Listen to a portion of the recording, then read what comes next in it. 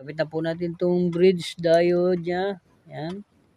Kabit na po natin sa kanyang board.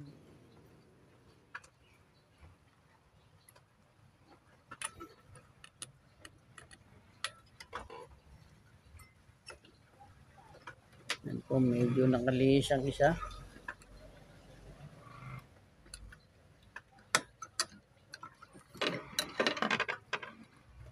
Yan po, kabit na po natin. Yan.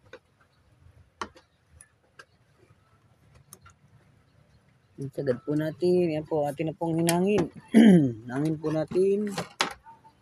Yan, ito na po yung bridge diode ng ating welding inverter. Yan po yan.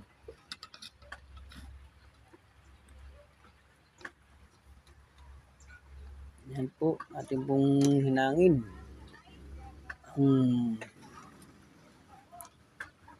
Fuse. Yan, fuse ay yung diode. Hinangin po natin ang diode.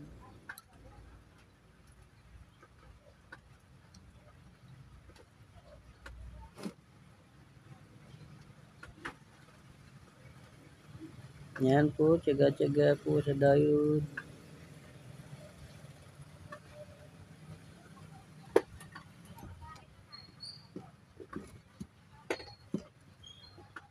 Bila naman.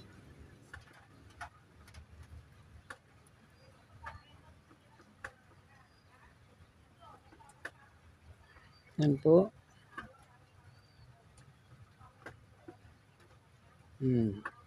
Yan.